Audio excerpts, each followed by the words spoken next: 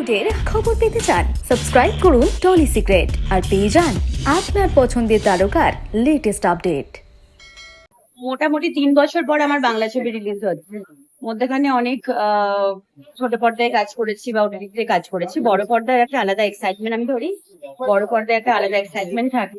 এবং বড় পর্দার মানে প্রতি প্রেম যেটা, সেটা তো অনেকদিন পুরনো প্রেম। ওই সেই জন্য একটা ভালো লাগা তো অবশ্যই কাজ করছে।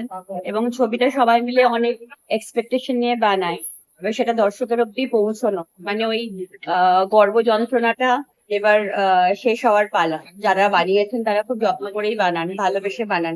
যারা কাজ করেও তারা খুব যত্ন করে কাজ করে, ভালোবেসে কাজ করে। ফাইনালি এই প্ল্যাটফর্মটার জন্যই তো করা, প্ল্যাটফর্মটাই শুভ সূচনা এবং অনেক এক্সপেকটেশন, ভালো লাগা, ভালোবাসা সব। ভূতকে কি ভয় পাওয়া হয়?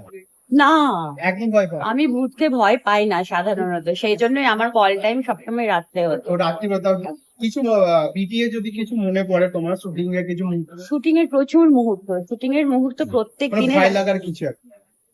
হয় আমাকে দেখে লোকে পেয়েছে, আমার মানে ওই ক্যারেক্টার করেছো বলে আমাকে দেখে আমাকে বলতো, যেহেতু রাত্রি 8টা থেকে আমার কল টাইম হতো এবং সকাল মানে ভোরের আলো না ফোটা অব্দি আমার শট চলতো। তো আমাকে বলাই হয়েছিল যে হুটহাট চলে আসবে না পিছনে, আমরা ভয় পেয়ে যাচ্ছি, মানে অ্যাকনলেজ করে আসছে যে হ্যাঁ আমি আসছি।